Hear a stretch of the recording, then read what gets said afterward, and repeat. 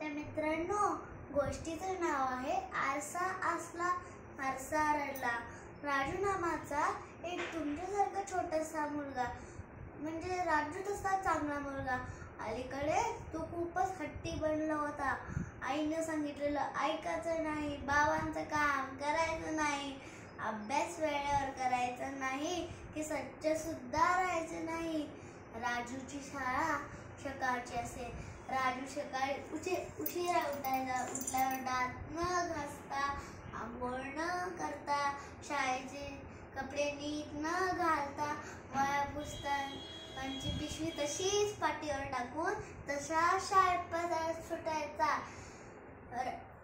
शाळेतल्या मुलांना राजूचा राग यायचा. त्याच्याशी कोणी सुद्धा बोलायचं नाही.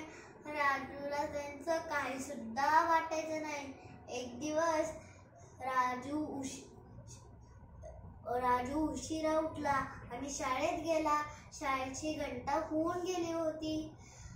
राजू दप्तर सांभाळत जिना चढत होता. त्याने सहज समोर पाहिलं. सरचा आरसा चक्क रडत होता. राजू तिथेच थबकला. त्या आरशाकडे नीट नेमकून पाहून त्याने आरशाला विचारलं, का रे आरशा, तू रडतोयस कशाला? आरसा म्हणाला, काय सांगू राजू तुला, सगळेजण आपलं रूप माझ्यात पाहतात आणि निघून जातात आणि माझा विचार मात्र कोणी सुद्धा करत नाही. राजू म्हणाला, का बरं? आरसा म्हणाला, आता बघ ना, तूच कसा दिसतोयस ते. तोंडाला घाण आहे, डोळ्याला घाण आहे, नाकाला शेंबूड, तोंड धुतलेलं नाही की केस विंचरलेले नाही. छे, मला तर कपडे मळलेले, हातपाय नाही धुळले. शी शी शी, तुम्हाला तर अगदी तुझी किडस आहे ते किलस. तुझं हे घाण प्रपिंद माझ्यात पडलंय आणि म्हणून मला वाईट वाटतंय.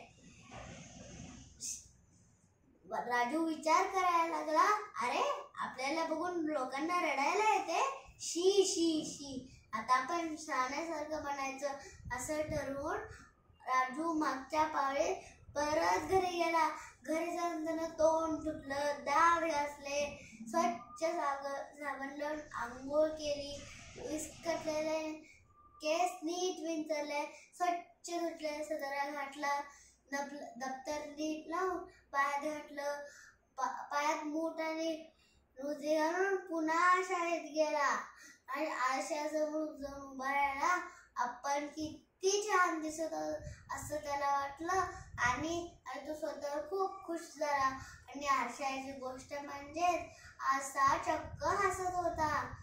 तो आरसा राजूला म्हणाला, राजू, तू किती चांगला मुलगा आहेस, तू किती चांगला मुलगा आहेस रे. असाच तर तू नेहमी राहिलास तर तू सगळ्यांचा आवडता होशील.